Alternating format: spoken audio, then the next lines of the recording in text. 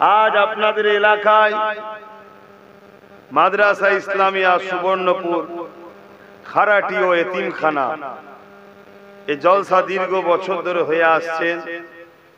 এখানে আমার ভাই পীর আল্লামা শাহ সুফি কালিমুল্লাহ সিদ্দিকী হুজুর পীর কেবলার মেজর সাহেবজাদা পীরজাদা হযরত মুফতি মাওলানা মোহাম্মদ সাইফুল্লাহ সিদ্দিকী ভাইজান তিনিও আছেন আলহামদুলিল্লাহ।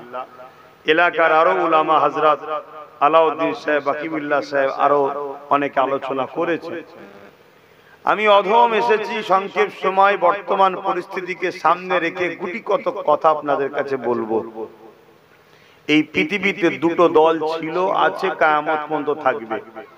একটা দল হলো রহমানের পক্ষে, একটা দল হলো শয়তানের পক্ষে।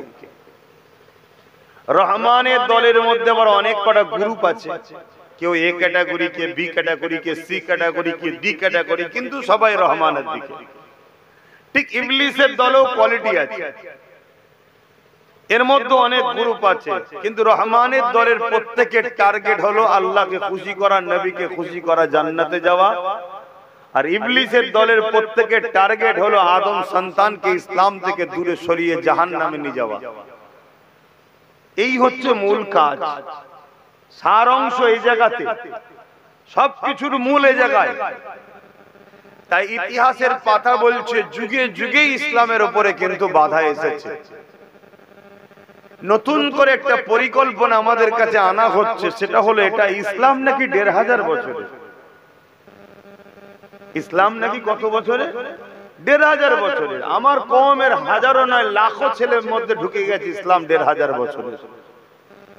এটা বড় বড় মেইনস্ট্রিম চ্যানেলের মধ্যে প্রচার করা হচ্ছে। যারা ইসলামকে দেখলে যাদের পেটে ব্যথা ওঠে তারা আবার ইসলামের প্রচারও করে দিচ্ছে। ১৫০০ বছর কিন্তু প্রচার করছে। ইসলাম কবে গারে? কেউ বলছে আমরা ১.৫ লক্ষ, কেউ ২ লক্ষ, কেউ ৪ লক্ষ। ভাই কার কি আমার দেখার দরকার নেই, কারো পক্ষও নয়, কারো বিরুদ্ধেও নয়। আমি আমারটা নিয়ে আলহামদুলিল্লাহ, বলুন আলহামদুলিল্লাহ।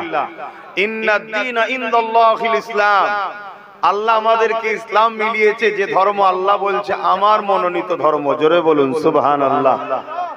কিন্তু আমাকে তো সত্যটা জানতে হবে, ইসলাম কবে কারে? পৃথিবীতে যখন কোন মানুষই ছিল না, এই পৃথিবী নামক গ্রহটা আল্লাহ তৈরি করেছেন, এখানে কোনো মানুষ ছিল না।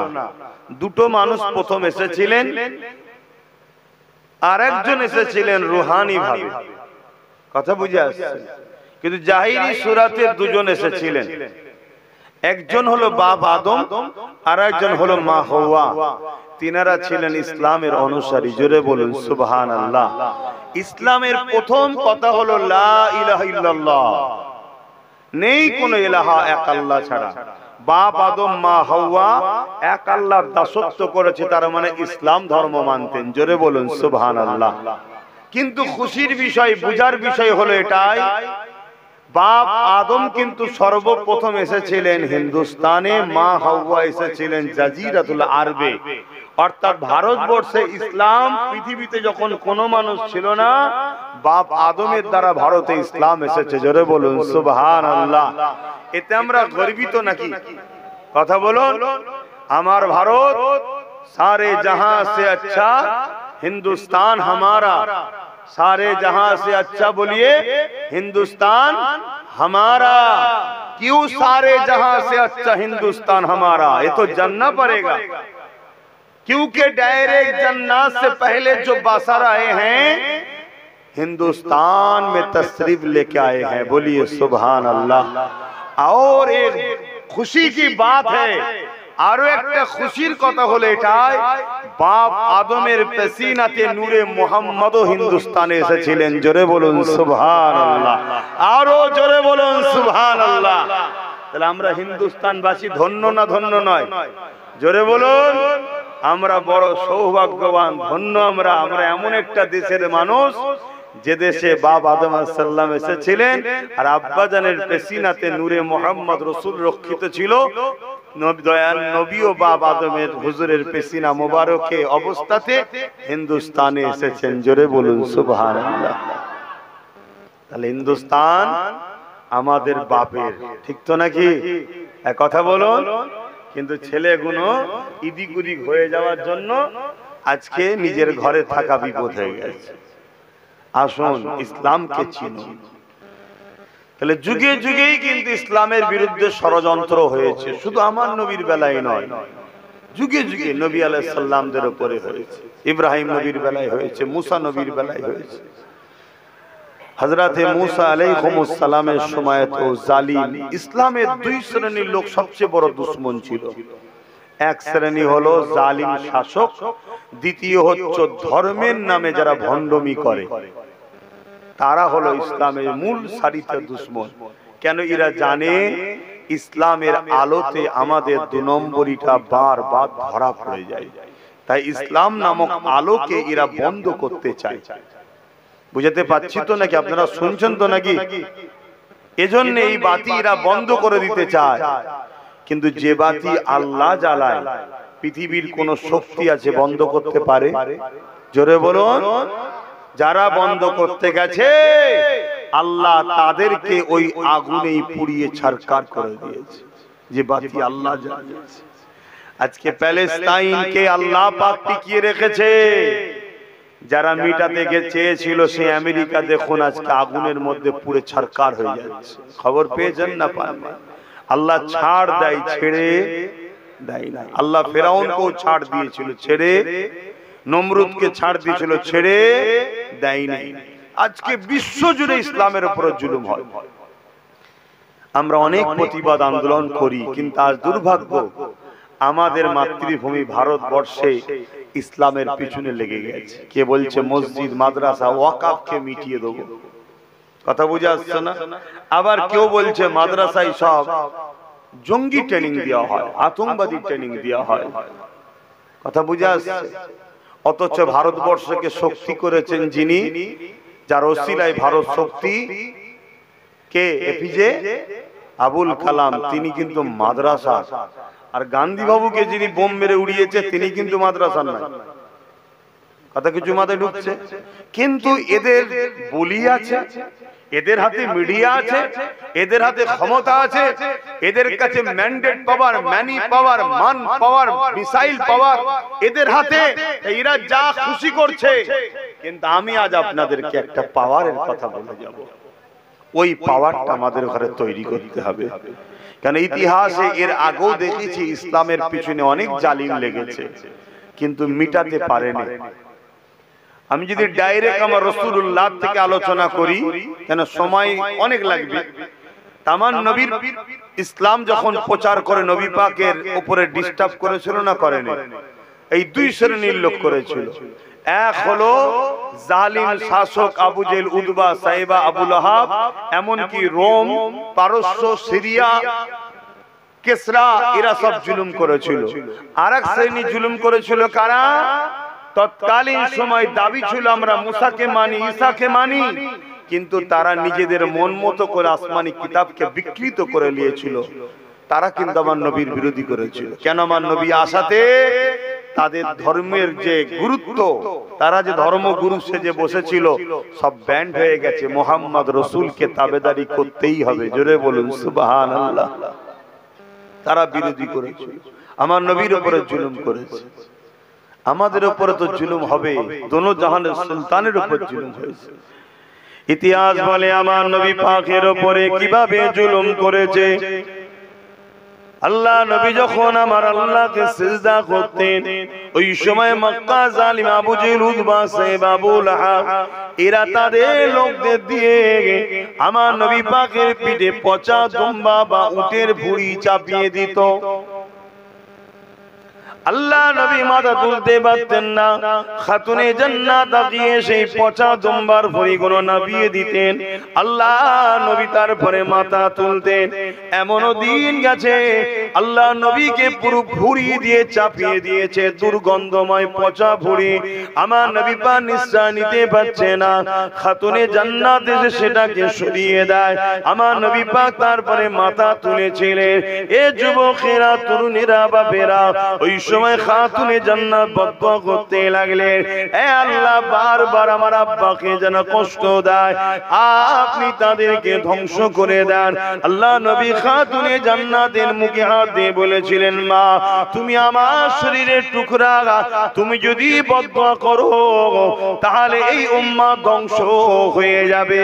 খেয়াল করে দেখুন আমার নবী পাকের আদর্শ আখলাক কত সুন্দর। দুশমনকেও তিনি কখনো ক্ষতি চাননি।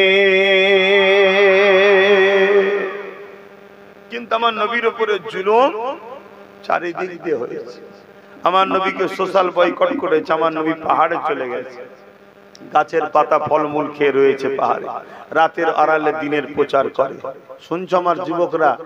কিন্তু আমরা সহজে মুসলমান হয়েছি, তাই আমাদের না মসজিদের উপরে গুরুত্ব আছে না মাদ্রাসার উপরে গুরুত্ব আছে। আর আমাদের গুরুত্ব নেই বলেই তো আজকে অন্যজনরা এসে ডিস্টার্ব করছে। কেন? তাদের কাছে খবর আছে যারা ধর্ম থেকে অনেক দূরে সরে গেছে। কিন্তু আমার নবী পাকের উপরে এইভাবে বারবার জুলুম হতে হতে হতে আল্লাহ পাক আমার নবী পাককে ইজাজত দিয়ে দিলেন। নবী পাক হিজরত করে ইয়াসরিবে চলে গেলেন। আমি যে বিষয়টা বুঝাচ্ছি, আজ পৃথিবী জুড়ে আবার নতুন করে অত্যাচার জালিমরা মাথা চারা দিয়েছে। না ইনসানিয়াত গরিব অসহায়দের ঘরে এক কথা ইসলামকে মিটাবার জন্য উঠে পড়ে লেগেছে। এই জায়গাতে তুমি আমি কামিয়াবি হব কিভাবে, এই বিষয়ে দুটি কথা বলতে চাইছি। আল্লাহ নবী মক্কা জমিন থেকে ইয়াসরিব মদিনায় চলে গেলেন। ওখানে যাবার পরে আল্লাহ নবী মদিনা জমিনে রয়েছে, পৃথিবী থেকে মানুষ মদিনা জমিনে যাচ্ছে। আমার নবী পাকের কাঁধে হাত দিয়ে ঈমানের নূরের কলেমা পড়ে আমার নবীর ইসলামে ঢুকতে লেগেছে।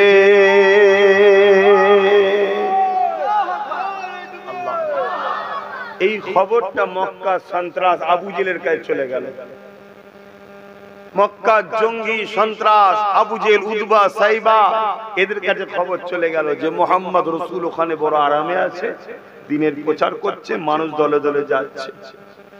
এরা সহ্য করতে পারলো না।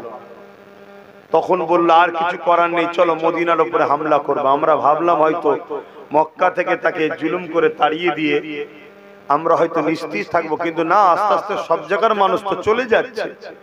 চলো 1000-এর উপরে সৈন্য নিয়েছে আবু জেহেল। খুব ভালো করে শুনবে যুবক, কেন আজও আমাদেরকে যারা মিটাতে লেগেছে তারা আজকের আবু জেহেল। শুনছেন তো নাকি? এদের হাত থেকে রক্ষা পাওয়ার উপায়টা কি আমি সেটা বুঝাচ্ছি। 1000-এর উপরে সৈন্য নিয়েছে, প্রত্যেকের হাতে অস্ত্র, লোহার ড্রেস, যাতে তীর সামনেওয়ালা মারলে যাতে না লাগে। আগেকার সময় তরোয়াল কি বলে তীর বল্লম দিয়ে লড়াই হতো। উটের পিঠে, ঘোড়ার পিঠে আবু জেল, উতবা, সাইবারা সব রওনা দিয়েছে। আল্লাহ নবীর কাছে যখন খবর এসে গেল, আল্লাহ নবী সাহাবা হুজুরকে জানিয়ে দিলেন, এ বাবা সাহাবারা, মক্কা সন্ত্রাস আবু জেল, উতবা, সাইবা এইভাবে মদিনার উপরে হামলা করার জন্য এগিয়ে এসেছে। বাবা, এ বাবারা চলো বাবা, তাদেরকে মদিনায় প্রবেশের আগে, মদিনার আগে তাদেরকে রুখে দেব, তাদের সঙ্গে আমরা সুলহ করব, আলোচনা করব। যদি মদিনায় ঢুকে পড়ে তারা হামলা করে দিলে মানুষের বড় ক্ষতি হয়ে যাবে। বাবারা, তাই চলো বাবা। আমার নবী পাকের পাশে মাত্র 313 জন দাঁড়ালো। আর ওদের সংখ্যা কত? 1000-এর উপরে। তরুণেরা আবু জেহেল 1000-এর উপরে সুসজ্জিত যোদ্ধাকে নিয়ে মদিনা শরীফের দিকে রওনা দিয়েছে। আল্লাহ নবী দিকে 1000-এর মোকাবেলায় তাদেরকে বুঝাবার জন্য নবী যখন বললেন চলো বাবা মদিনায় প্রবেশ করতে দেয়া যাবে না, কেন তারা বড় নিষ্ঠুর, তারা বড় জালিম, ছোট ছোট বাচ্চা মহিলা কারোর উপরে জুলুম ছাড়বে না। তাই মদিনায় আসার আগে তাদেরকে যেখানে রুখতে হবে, তাদের সঙ্গে সুলহ করব, আলোচনা করব। যদি না তারা বোঝে, জান বাঁচাবার জন্য, মদিনার মানুষের মন করে রক্ষা করার জন্য, বাবারা দিনের জন্য আমরা ডিফেন্সে দাঁড়াবো বাবা। এ বাবা সাহাবারা চলো বাবা, আমার নবী পাকের কথা মাত্র 313 জন সাথ দিল। নবী পাকের সাথে 313 জন চলতে লাগলো। তাদের হাতে অস্ত্র নেই, তরোয়াল নেই, এমন করে খালি পায়ে তারা হাঁটতে লাগলো। অপরদিকে উটের পিঠে, ঘোড়ার পিঠে, হাতির পিঠে সওয়ার হয়ে বিশাল যুদ্ধ বাহিনী 1000-এর উপরে সৈন্য নিয়ে আবু জেহেল আসতে লেগেছে। কিন্তু ইতিহাসের পাতা কি সাক্ষী দেয়, ওই জায়গাতে আবু জেহেল মনে করেছিল মুহাম্মদ রাসূলের দিকে মাত্র 313 জন, এই সুযোগটাকে কাজে লাগিয়ে মুহাম্মদ রাসূল ও তার অনুচরগুলোকে মেরে দিতে হবে, তাই তারা হামলা করে দিল। কিন্তু রেজাল্ট কি হয়েছিল? 313 জনের কাছে 1000 সুসজ্জিত যোদ্ধা বাহিনী পরাজিত হয়ে আমার নবী ও সাহাবারা বিজয় লাভ করেছিলেন। আরো জোরে বলুন সুবহান আল্লাহ। কিসের জোরে এই লড়াইটা হলো ভাই? সংখ্যার জোরে জিতলো? অস্ত্রের জোরে জিতলো? কেন তরোয়াল তো আবু জেহেলের হাতে, নবী সাহাবারা খাজুরের ডাল নিয়েছিল।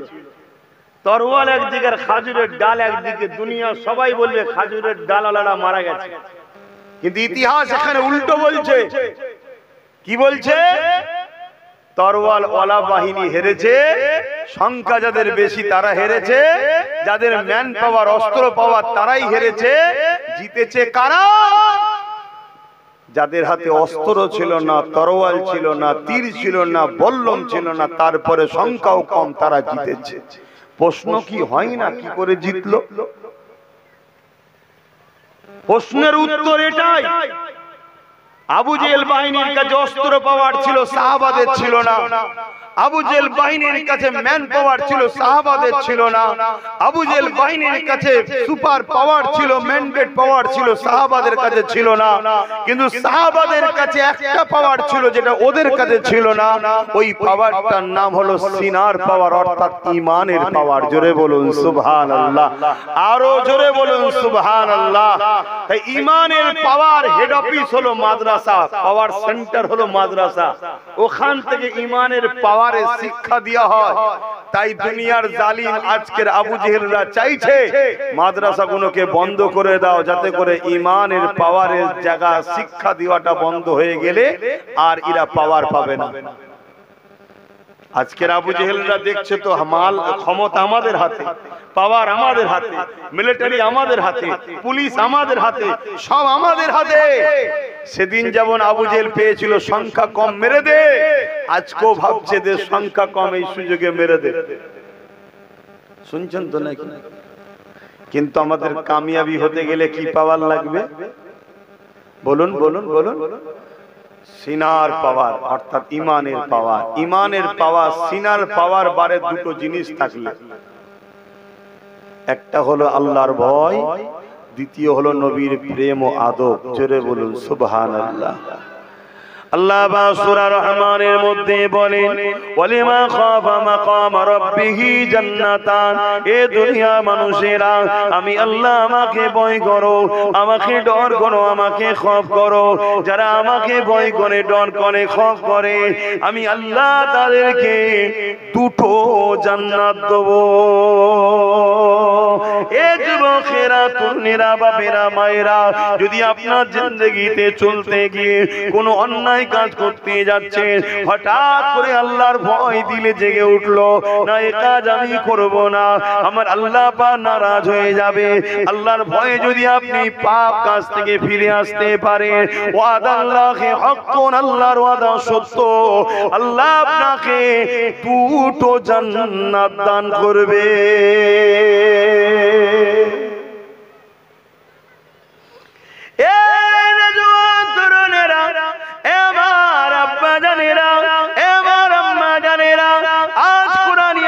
মাদ্রাসা, ইসলামিয়া মাদ্রাসা, আজকে আপনারা জলসায় এসেছেন। এই মাদ্রাসায় কি শিক্ষা দেওয়া হয়?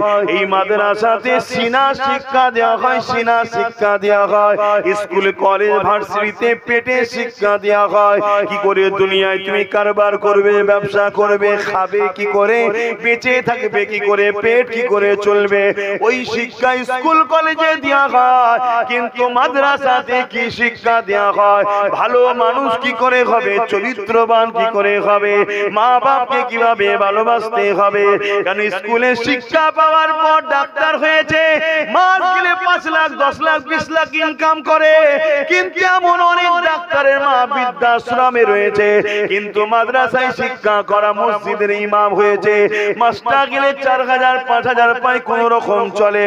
কিন্তু একটা দেখাতে পারবেন না মাকে বাদ দিয়ে মাদ্রাসার ছেলে নিজে খেয়েছে। মাদ্রাসায় কি শিক্ষা দেওয়া হয় বুঝলেন তো নাকি? মাদ্রাসায় শিক্ষা দেওয়া হয় মানুষ হওয়ার শিক্ষা দেওয়া হয়। স্কুলে মানুষ হওয়ার শিক্ষা দেওয়া হয় না, পেটের শিক্ষা দেওয়া হয়। আমি চ্যালেঞ্জের সাথে বলছি, চ্যালেঞ্জের সাথে বলছি, না স্কুলে শিক্ষিত আমরা দেখছি তো। এ কথা বুঝছেন না, বোঝেন না? তাহলে স্কুলে কি শিক্ষা দেবেন না? হ্যাঁ, পেটও দরকার, পেটও দরকার। কিন্তু এতিমের মাল ঝেড়ে খাবো, ও পেটের দরকার আছে কি? এতিমের মাল যে খেতে না, এই শিক্ষাটা মাদ্রাসায় দেওয়া হয়। আর এতিমকে লুটে খাও, এতিমকে লুটলে যে পাপ হয়, এই শিক্ষা কিন্তু স্কুলে দেওয়া হয় না। কিছু বুঝতে পারছেন? মাদ্রাসাতে কি শিক্ষা দেওয়া হয়? মাদ্রাসাতে বড়দের সম্মান, ছোটদের স্নেহ, গরিবকে সাহায্য করা। মাদ্রাসাতে কি শিক্ষা দেওয়া হয়? এ যুবকেরা, তরুণেরা, বাপেরা, মাদ্রাসাতে শিক্ষা দেওয়া হয়। আল্লাহ নবীকে জিজ্ঞাসা করা হয়েছিল, ইয়া রাসূলুল্লাহ, হাবিবাল্লাহ, সব থেকে ইসলামে ভালো কাজ কোনটা? আল্লাহ নবী বলেছিলেন, ক্ষুধার্ত মানুষকে খানা খাওয়ানো। এটা মাদ্রাসায় শিক্ষা দেওয়া হয় যে ক্ষুধার্ত মানুষকে খানা খাওয়ালে সব থেকে বেশি ভালো কাজ হয়। এ যুবকেরা, তরুণেরা, বাপেরা, মাদ্রাসায় কি শিক্ষা দেওয়া হয়? মাদ্রাসায় শিক্ষা দেওয়া হয় এতিমের মাথায় যদি কেউ হাত বোলায়, আল্লাহ নবী জানিয়ে দিলেন, সে যেন আমি রাসূলুল্লাহ আমার মাথায় হাত বোলালো। এতিমকে কেউ যদি পরনার কাপড় দেয়, সে যেন রাসূলুল্লাহকে কাপড় দিল। এতিমের কেউ যদি পিপাসা মিটায় পানি পান করায়, সে যেন রাসূলুল্লাহকে পানি পান করালো। আল্লাহ নবী আরো বলেছে, এতিমকে যদি কেউ খানা খাওয়ায়, আমি রাসূলুল্লাহ জানিয়ে দিই, জান্নাতে তাদের খানা খাবো। আরো জোরে বলুন সুবহান।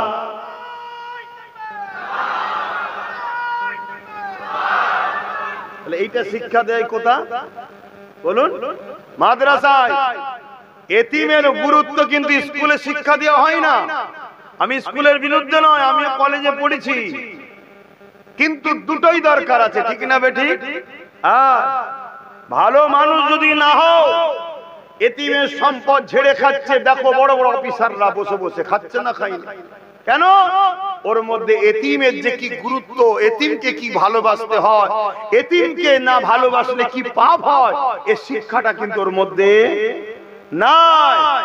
এজন্য মাদ্রাসার ছেলেরা এতিমদের মাল কেউ ঝেড়ে খেলে তার বিরুদ্ধে কথা বলে, আর যারা এতিমের মাল ঝেড়ে খেতে চায় তারা চাই মাদ্রাসা বন্ধ। কেন? মাদ্রাসা থাকলেই আমাদের হারাম যেই খাবো, অমনি মাদ্রাসার মোল্লারা আমাদের বিরুদ্ধে কথা বলা শুরু করবে। শুনছেন তো নাকি? না থাকবে বাস, না থাকবে বাসুরি, না থাকবে মাদ্রাসা, না থাকবে এতিমদের পক্ষে লোক, আমরা যত খুশি খাবো, বলার কেউ থাকবে না। এটাই তো জালিমদের লক্ষ্য। কথা বুঝছেন না, বোঝেন না? মাদ্রাসাতে কি শিক্ষা দেওয়া হয়? মাদ্রাসাতে দেশ প্রেমে শিক্ষা দেওয়া হয়। তাই তো আমার দেশে 200 বছর ব্রিটিশ শাসন করেছে, কোন মায়ের লাল ছিল না ব্রিটিশদেরকে তাড়াবে। পরেতে অনেক দাদা বেরিয়েছিল, আমি হিরো, আমি হিরো। কিন্তু শুনে রাখেন, ব্রিটিশের বিরুদ্ধে সর্বপ্রথম যে লড়াই করেছিল তার নাম হলো টিপু সুলতান। সেও মাদ্রাসার ছেলে ছিল। তারপর ব্রিটিশ ব্রিটিশদের বিরুদ্ধে যুদ্ধ করা ফরজ ঘোষণা দিয়েছিল সে অন্য কেউ না, আব্দুল আজিজ মুহাদ্দিস দেহলভী রাহমাতুল্লাহ আলাইহি। তিনিও হলো মাদ্রাসার সন্তান।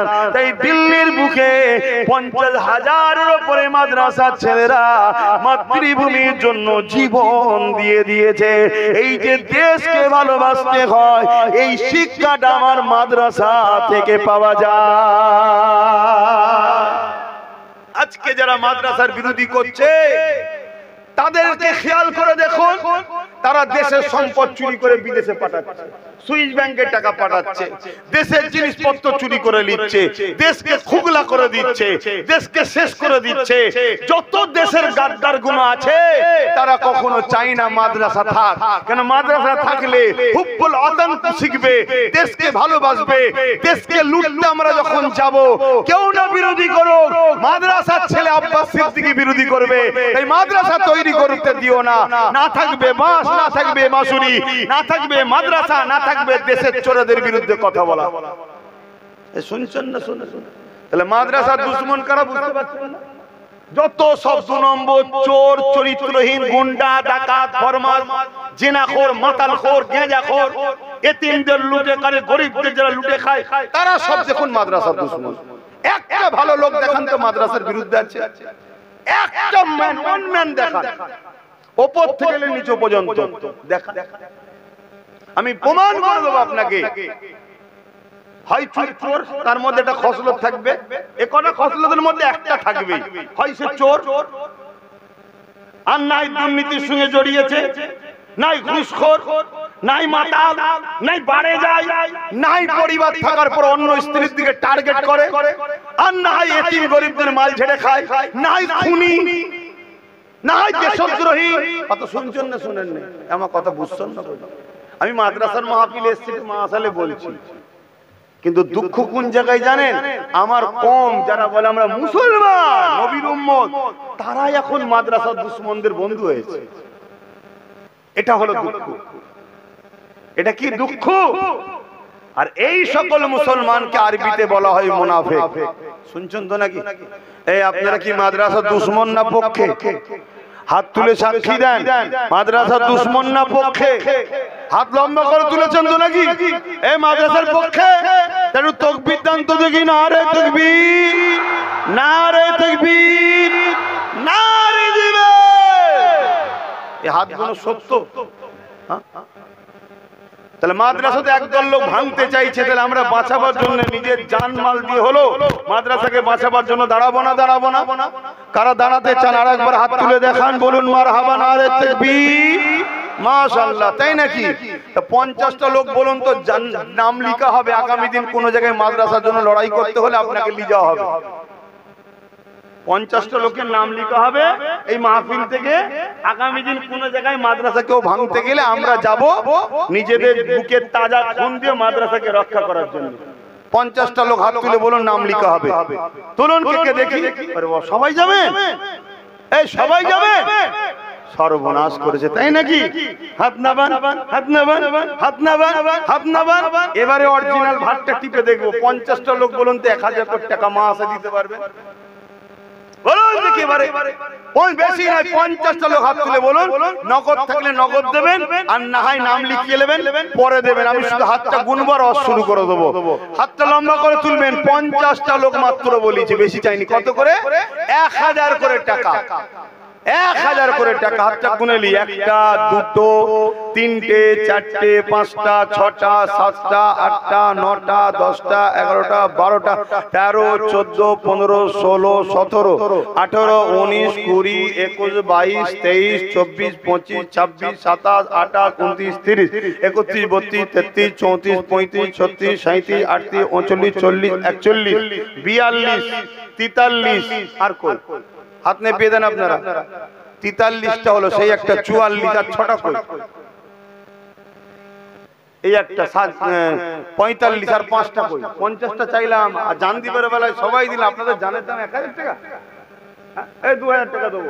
আসুন, জানটা দিতে হবে। এখন থেকে নাম লিখে দাও, যেদিন চাইবো চিকেন কুচি নিয়ে যাবো। 2000 টাকা দিচ্ছি। এই তো আমাদের শেষ। আর সত্যিই তো আমার 1000-এরই বিক্রি।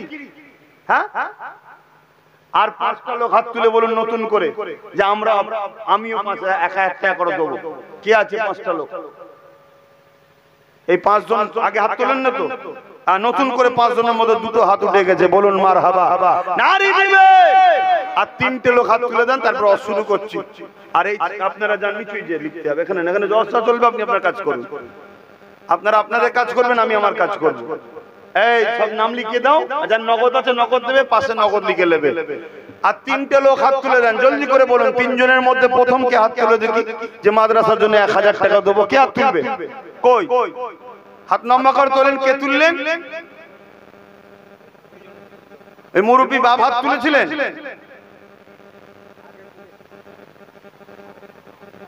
আগে আগে তুলেছিল, এই একটা পিছনে একটা। আগে তুলেন না তো আপনারা? এই প্রথম তুলছেন তো, তাহলে 2টো হলো। আর একটা শেষ আল্লাহর বান্দা কে আছে 1000 টাকা দেবে? বলুন কে আছে? কই একটা 2টো আল্লাহ কবুল করে, বলুন আল্লাহুম্মা। হ্যাঁ, শুধু হাত তুলবে, জান দেবে। আর নগদ দাও না, নগদ টাটকাই প্রমাণ হোক, তখন বলবে মোহাব্বত কমে যায়। ঠিকই কথা। হ্যাঁ, হযরত আবু বকর সিদ্দিক আমার নবী পাককে ভালোবেসেছিলেন, কেমন মোহাব্বত করেছিলেন শুনে রেখে দেন। হযরত আবু বকর সিদ্দিক আমার নবী পাকের দরবারে এলেন, আর সাহাবা হুজুররা বসে রয়েছে।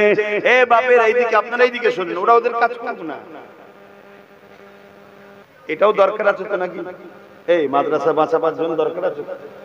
আমাদের তো সরকার নেই দিঘার মতো বিশাল মন্দির করে দেবে, যে আমাদের একটু মাদ্রাসা করে দেবে একটা, সব 22 সেকেন্ডে পড়বে। এ আছে নাকি কেউ? আমাদের তো কেউ নেই। যাদের সরকার তাদের জন্য করে দিচ্ছে। এ না জওয়ান তরুণীরা, বাপেরা, আমার নবী পাকের প্রেমিকেরা, মন দিয়ে শুনে রেখে দান, জেনে রেখে দান। আল্লাহ নবী দরবারেতে হযরত আবু বকর সিদ্দিক পৌঁছালেন। সাহাবা হুজুরগণ বসে রয়েছে। আল্লাহ নবী সাহাবা হুজুরদের সঙ্গে কথা বলেছে। এক একটা সাহাবা হুজুর আমার নবী পাককে এক একটা বিষয় শোনাতে লেগেছে। কোন সাহাবা হুজুর উঠে দাঁড়িয়ে গিয়ে বলে, ইয়া রাসূলুল্লাহ, হাবিবাল্লাহ, আমাকে নামাজ পড়তে বড় ভালো লাগে। ইয়া রাসূলুল্লাহ, হাবিবাল্লাহ, আমার মনে হয় আমি সর্বসময় রুকু সিজদার মধ্যে থাকব, কিয়ামের মধ্যে থাকব, কিরাত তিলাওয়াতের মধ্যে থাকব। ইয়া রাসূলুল্লাহ, হাবিবাল্লাহ, আমাকে নামাজ বড় ভালো লাগে।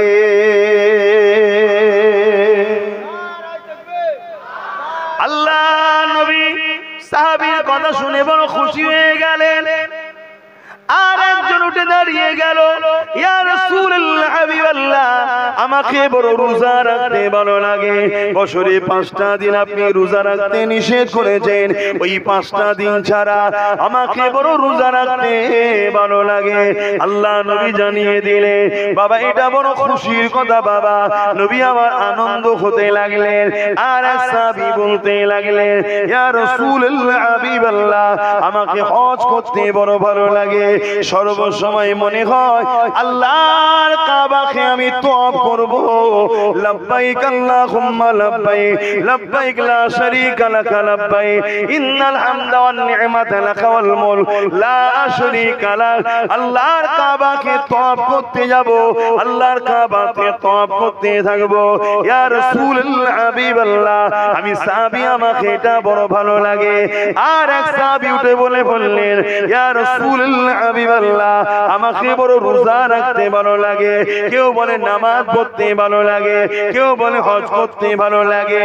এদিকে হযরত আবু বকর সিদ্দিক উঠে দাঁড়িয়ে গেলেন, ইয়া রাসূলুল্লাহ, হাবিবাল্লাহ, ইজাজত যদি দেন আমি আবু বকর, আমাকে কিছু ভালো লাগে, হুজুর আমি কিছু বলবো।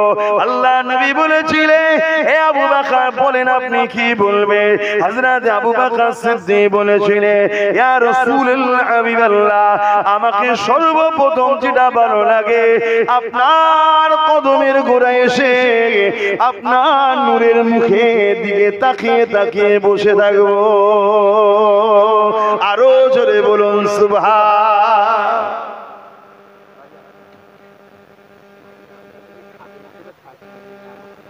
আচ্ছা ঠিক আছে, অত বেশি কথা বললে হজ করতে হবে আব্বা। ঠিক আছে, মাদ্রাসায় নগদ লিখেলেন, নাম লিখেলেন, নগদ। শুনছেন তো নাকি? একটু হজ করি, 4:30 পর্যন্ত থাকবে, একটু ওয়াজ করি না, অসুবিধা হচ্ছে? এখনো 40 মিনিটের উপরে টাইম আছে, না ছেড়ে দেবো বলছি? তাহলে এক একটা সাহাবী এক একটা পছন্দের কথা বলছে। আর সিদ্দিক আকবর কি বলছেন? হুজুর আপনার মুখের দিকে তাকিয়ে বসে থাকতে আমাকে বড় ভালো লাগে। জোরে বলুন সুবহানাল্লাহ। এই ভাই তুমি কি করছো? আমি মনে অন্যায় করছি, মোবাইল করছো, ফটো করুন, ফটো করুন, কেউ কিনে কি করবেন না, অডিও করুন, ধর্মকে ধর্মের জায়গায় রাখেন। আল্লাহ নবী বললেন দ্বিতীয় নম্বর, ইয়া রাসূলুল্লাহ হাবিবাল্লাহ, আমি কষ্ট করে ইনকাম করব, আর আপনি আমার ইনকামকে নিজের সম্পদ মনে করে যেমন খুশি করে যেখানে যেটা আপনার প্রয়োজন দিনের জন্য, আপনার জন্য, আল্লাহর জন্য হুজুর আপনি খরচ করবেন, এটা আমি আবু বকর আমাকে বড় ভালো লাগে। শুধু মুখে ভালো লাগলে বললে হবে না, ভালোবাসি, কাজে দেখাতে হবে। নাম লেখা হচ্ছে তো, ভেতরে ঢুকেছে, যারা যারা হাত তুলেছিলেন ডেকে ডেকে লিখাবে, এটা আপনার কাজ, এটা আপনার কাজ। ভালো কাজে দেরি কেন? চিনি খেতে গালে ব্যথা কেন? মিষ্টি লাগবে তো খেতে নাকি? অথবা আপনার ডিউটি, আপনি নেকির জন্য হাত তুলেছেন, নবীকে ভালোবেসে নবীর ঘরে দেবেন, আপনি ডেকে ডেকে হাত নাম লিখাবেন।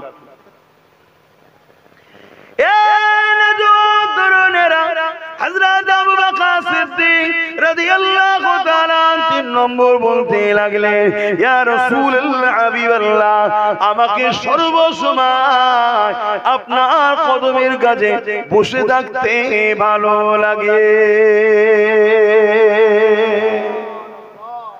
আল্লাহ নবী বড় খুশি হয়ে গেলেন, নবী আমার হাত তুলে দিলেন, ও রব্বি আল্লাহ পাক, আবু বকরের তামান্নাকে কবুল করে নেন। আবু বকর আমাকে বড় মহব্বত করেছে, আবু বকর আমাকে বড় প্যার করেছে। আল্লাহ আমি আবু বকরের উপরে রাজি হয়ে গেছি, আপনিও রাজি হয়ে যান। এ যুবকেরা, তরুণেরা, বাপেরা মনে রাখবেন, মহব্বত প্রমাণ দিতে গেলে আপনার কষ্টের মেহনতের অর্থ থেকে আল্লাহর রাস্তায় খরচ করতে হবে।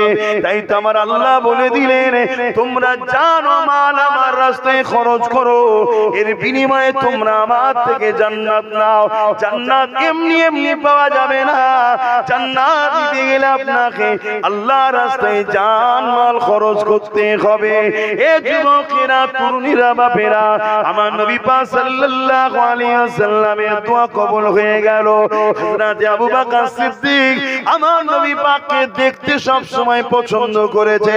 তাই হীরা গুহার মধ্যে আমার নবী পাক সাল্লাল্লাহু আলাইহি ওয়াসাল্লাম যখন সফরে বের গিয়েছিলেন, এমন করে মদিনা ইয়াসরিবে রওনা দিতে লাগলেন, ওই গুহার মধ্যে সিদ্দিক আকবরের কোলে আমার নবী মাথা রেখে একটু আরাম করছিল। আবু বকর সিদ্দিক একেবারে সামনে থেকে আমার দয়া নবীকে দেখতেছে। ব্যাপারটা হচ্ছে, ভালোবাসার কথা যারা ভালোবাসে তারা ছাড়া বুঝতেও পারবে না এ প্রেমের কথা। কথা মাথায় ঢুকছে? অন্য কেউ বুঝতেও পারবে না। দ্বিতীয় কি বলেছিলেন? হুজুর আমি কষ্ট করে ইনকাম করব, এটাকে আপনি না চেয়ে নিজের মনে করে খরচ করবেন। এই কেউ আছেন এরকম যারা বলার যে মৌলানা সাহেব আমি যা ইনকাম করছি এটাকে 50-50 করব, 50 আমি নেবো, 50 আমি রেখে দেবো, যখন মন যাবে আপনি নিয়ে খরচ করবেন মাদ্রাসার জন্য, মাদ্রাসা নবীর ঘর? কেউ আছে? হ্যাঁ,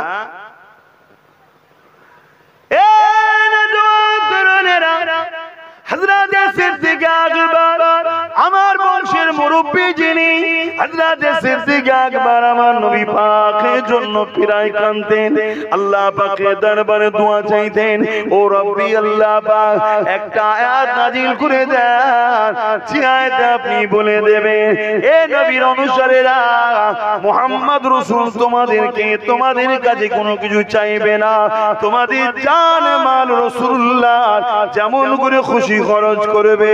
এই দোয়া পিরাই চাইতে থাকতেন। এক একদিন সিদ্দিক আকবরের ঘরে আমার রাসূলুল্লাহ প্রবেশ করলেন। সিদ্দিক আকবর দাঁড়িয়ে গিয়ে আমার রাসূলুল্লাহকে সালাম দিলেন। আমার রাসূলুল্লাহ জবাব দিয়ে সুজা ঘরের মধ্যে ঢুকে গিয়ে যেখানে সিদ্দিক আকবরের তিজারি রয়েছে, ধন দৌলত থাকতো, ওই জায়গাতে সুজা চলে গেলেন। রাসূলুল্লাহ কাউকে কিছু না বলে, সিদ্দিক আকবরকেও না বলে ওই তিজারি খুলে আল্লাহ নবী যতটা প্রয়োজন ছিল নিয়ে চলে যেতে লেগেছে। শুধু যাবার সময় আবু বকর সিদ্দিকের দিকে মুচকে একবার হাসলেন। কত নিলাম, কি জন্য নিলাম, কোথায় লাগবে, কিছু নবী বলল না। আবু বকর সিদ্দিক বড় খুশি হয়ে বললেন আলহামদুলিল্লাহ। আল্লাহ নবী একটু পর ঘুরে এসে বলতে লাগলো, আবু বকর তোমার তো আল্লাহ কবুল করে নিয়েছে। এ যুবকেরা, একটা আনুমানিক একটা সমীক্ষা করা হয়েছে, ওই সমীক্ষার কথা আপনাদেরকে জানায়। হযরত সিদ্দিক আকবর আমার নবী পাকের জন্য, আল্লাহর জন্য, দ্বীনের জন্য সেই সময়ে 400 কোটি টাকা নবীর কদমে দান করেছে। কত টাকা? আল্লাহ আল্লাহ আল্লাহ। কত টাকা? সেই সময়ের কথা বলছি, 400 কোটি নবীর কদমে দিয়েছে। আজ 1000-এ আমাদের কষ্ট, কি কষ্ট হয় না? হয় না? কথা বলুন। অথচ মোবাইল রিচার্জে কষ্ট হয়, কথা বলছে না তো? তখন কষ্ট হয় না। তাহলে মহব্বত কি এখান থেকে না এখান থেকে? এখানে মহব্বত থাকলে কষ্ট হয় না। কথা মাথায় ঢুকছে না? ঢোকে নে? আর 10টা মানুষ 1000 করে যদি দেন আপনাদের মাদ্রাসায়, আমার ছেলের নামে আমি 5000 টাকা দেবো। বলুন দেখি, আর 10টা মানুষ 1000 কে কে দেবে? যারা আগে নাম তুলেছিলেন তারা না, নতুন করে 10টা হাত উঠবে। প্রথমেই হাত তুলেছে এই ভাই, দ্বিতীয় কে ওঠে দিকে এই দেখেন এক যুবক, মারহাবা, নারে তাকবীর, নারে জিহাদ। 3 নম্বরে কি আছে? এই দেখেন, তুমি তো ছোট মতো বাবু গো, এই গ্রামে বাড়ি, দিতে পারবে তো বিবু বাচ্চা? হ্যাঁ চেনেন? দিতে পারবে তো? মারহাবা, নারে তাকবীর। 3টে হয়েছে। 4 নম্বরে কি আছে বলেন? আমি তো এতগুলো লোকের মধ্যে 10টা লোকের আশা করলাম, একটা যুবক হাত তুলেছে। আল্লাহ কবুল করে, আল্লাহুম্মা আমিন। কি গো, চাঁদা তুলছি বলে আপনাদের অসুবিধা হচ্ছে নাকি? অনেক জায়গায় দেখি চাঁদা তুললে অনেক মানুষের একটু ইতস্ত হয়। আরে চলবে কি করে? আমাদের ঘরে তো চালাতে হবে। হ্যাঁ, আমাদের যদি ওয়াকফ যদি আমাদের হাতে থাকতো আলাদা কথা, ওয়াকফ তো আমাদের হাতে নেই আবার। হ্যাঁ বলুন, 4টে হয়েছে আর 6টা দরকার, তাই তো নাকি? আর 6টা মানুষ 1000 করে টাকা বলুন, আপনাদের মাদ্রাসায় আমি 5000 টাকা দিয়ে যাব আমার সন্তানের নামে। বলুন, দোয়া করবেন। এখানে হাফেজি পড়ানো হয়তো আজ, তাহলে দোয়া করবেন আল্লাহ যেন আমার বাচ্চাকে হাফেজে হাক্কানি, আলেমে হাক্কানি করেন। বলুন আল্লাহুম্মা আমিন। শুধু হাফেজে হলে হবে না, শুধু আলেম হলে হবে না, হাক্কানি হতে হবে। আলেম তো অনেক আছে, হাফেজ তো অনেক আছে, হ্যাঁ ওরম হলে হবে না। আল্লাহ ও রসুলের জন্য কুরবান হতে হবে। আর 6টা মানুষ, এই 6 জনের মধ্যে কে কে হাত তুলে দেখা যায় দেখি, কার দিল কাঁদে যে আমার হুজুরের জন্য দেবো আমি 1000 টাকা। কে আছে? ওই এক মুরব্বি আব্বা হাত তুলেছেন, বলুন মারহাবা, নারে তাকবীর। কই এই একটা হাত তুলেছে, কোথায়? দুটো একসাথে, মাশাআল্লাহ মাশাআল্লাহ, নারে দিবে। ওই একটা পিছনে দেখুন, মাশাআল্লাহ, নারে দিবে। এখানে একটা, 5টা নারে দিবে। আর একটা শেষ আল্লাহর বান্দা হাত তোলে, বলুন শেষ কে তুলবে? হ্যাঁ ওখানে তুমি দেবে। আরে দাঁড়ান না, যতগুলো বার আমি দেখি, তোমরা সব বোঝো না। যদি দুটো বার হয়, দেখেন এটা বেড়েছে, ওইখানে দেখেন। তাহলে কটা হলো? এখানে আবার 3টে, 13টা হয়ে গেল। বলুন মারহাবা। লাগে 51, এখন 13টা। তাহলে আল্লাহর ঘরের জন্য, আপনার নবীর ঘরের জন্য হচ্ছে 2 পয়সা বারে বারুক না। গরিবের ছেলে পুলেরা পড়াশোনা করে, উলামারা পড়াশোনা করে, হাফেজে কোরআন কোরআন করবে, তারা আপনার পয়সায় খাবে, বেকার হবে? বেকার হবে। কিয়ামতের দিনে আল্লাহ কোরআন শরীফকে সুন্দর করে সাজিয়ে দেবে। শোনো, যারা দান করছো তোমরা কি পাবে? শুনবেন না? অসুবিধা হচ্ছে। আল্লাহ পাকের কোরআনকে সুন্দর করে সাজিয়ে দেওয়া হবে। ওই কোরআন কিয়ামতের দিনে আল্লাহ পাকের আরশে আজিমের নিচে খোরাখুরি করতে থাকবে। যেটা লাউহে মাহফুজে রক্ষিত রয়েছে, ওই কোরআনকে আমার নবীর উপরে ধারাবাহিকভাবে আমার আল্লাহ পাঠিয়েছে। শুনছেন তো? ওই কোরআন আল্লাহ জিজ্ঞাসা করবে, এ আমার কালামুল্লাহ, কোরআন কোন বই নয়, কোরআন কোন কিতাব নয়, কোরআন হলো কালামুল্লাহ, আল্লাহ পাকের কথা। ওই কোরআন বলতে লাগবে, এ আমার কালামুল্লাহ, আমার আল্লাহ বলতে লাগবে, এ আমার কালামুল্লাহ, তুমি কি আজকে দিনে কিছু আবদার রাখবে?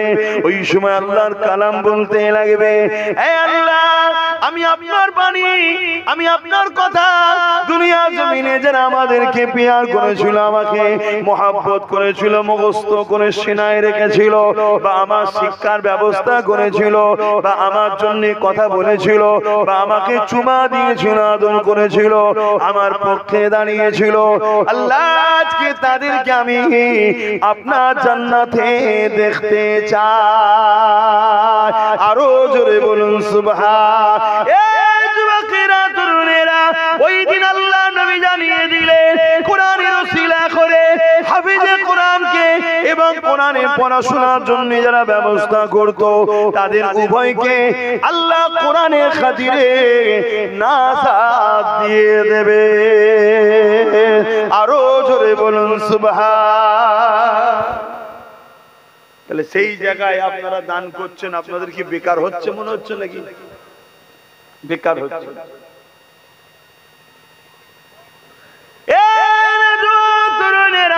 আল্লাহ নবী জানিয়ে দিলেন, তিন শ্রেণীর মানুষ বেহিসাব জান্নাতে যাবে। তার মধ্যে এক শ্রেণী হলো উলামায়ে হাক্কানি, যাদেরকে রাসূল বলেছেন উলামা ওয়ারাসাতুল আম্বিয়া, নবীর ওয়ারিস, তারা বেহিসাব জান্নাতে যাবে। দ্বিতীয় নম্বর হলো কারা? যারা আল্লাহর রাহে নিজের জান মাল কুরবান করে শহীদ হয়ে গেছে, তারা বেহিসাব জান্নাতে যাবে। তৃতীয় নম্বর কারা? যারা কিনা আল্লাহ দ্বীনের শিক্ষার ব্যবস্থা করেছে, মাদ্রাসা তৈরি করে মানুষকে উলামা হওয়ার ব্যবস্থা করেছে। ওই ব্যক্তিগুলোকে আল্লাহ পাক কিয়ামতের দিনে বেহিসাব জান্নাতি করবে।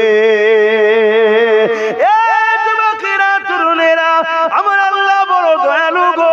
আমার আল্লাহ বান্দার নামান্য ভালো কাজ দেখলেও কিয়ামতের দিনে নাজাতটা করে দেবে। কিন্তু মনে রাখবেন, এই তিন শ্রেণীকে আল্লাহ বেহিসাব জান্নাত দেবে। এরা জান্নাতে দরজার কোণায় গিয়ে নিজেদের মধ্যে আবার কথা কাটাকাটি শুরু হয়ে যাবে, কে আগে ভেতরে ঢুকবে, কে আগে ভেতরে ঢুকবে। কেন? তিনজনকে বেহিসাব জান্নাত আগে দেবে।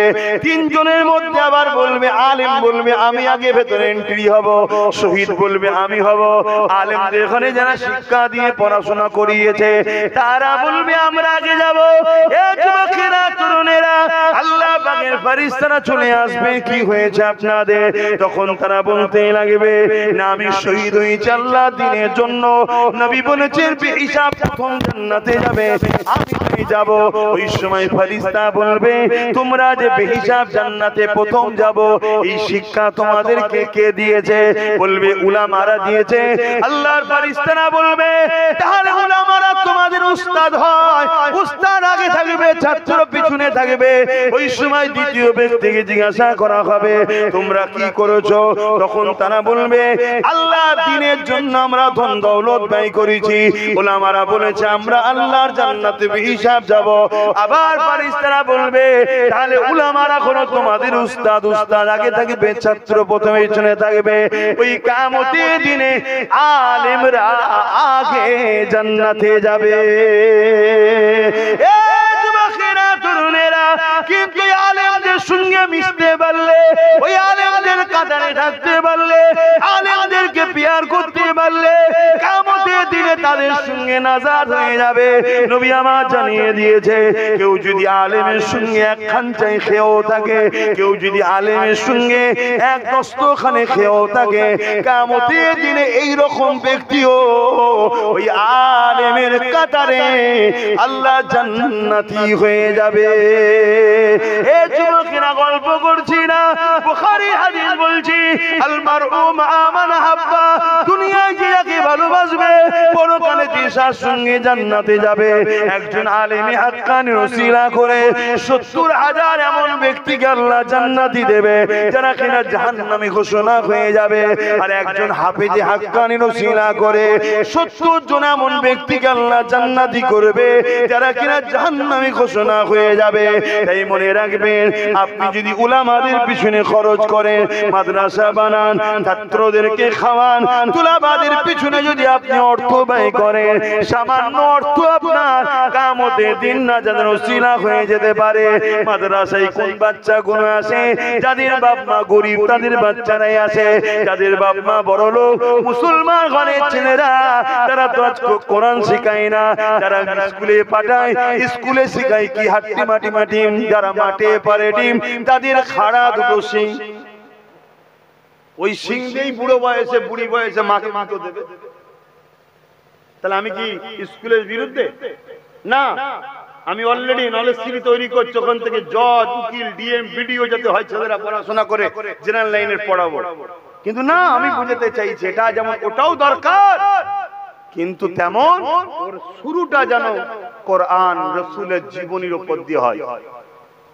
আর না হয় ও বড় হলে বড় পুলিশ অফিসার, বড় জজ, বড় ডিএম, বড় উকিল, বড় ডাক্তার, গরিবকে জবাই করে ফেলবে। শুনছেন তো নাকি? কথা বুঝছেন না? বোঝেন? অসুবিধা হচ্ছে নাকি আপনার?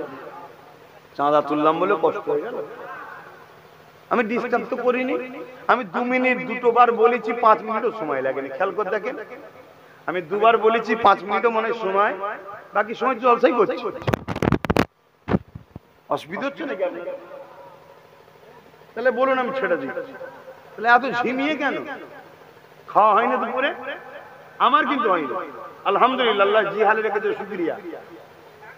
আজকে যদি খেতাম এখানে যে পৌঁছাতাম মনে হয় 4:30 5টায় পৌঁছাতাম। কি করবো, আমার ওই লোক এসে গেছে, তার সাথে বকতে বকতে দেরি হয়ে গেল, সব রেডি করা জিনিস রয়ে গেল, চলে এলাম। কেন? কেসমতে নাই। কেসমত বড় জিনিস বাপ, গালে ভাত রয়ে যাবে, ভেতরে ঢুকাতে হবে না, তার আগে আল্লাহ ডেকে চলে যেতে হবে, কেসমত। কিন্তু আমার তো অসুবিধা হয় না, আমি তো এখন হজ করতে চাইছি। কিন্তু আপনারা যা ঝিমিয়ে গেছেন, আমাকে তো মনে হচ্ছে দুপুরে মনে হয় শীতের ঘুম ধরেছে নাকি? কি ব্যাপার?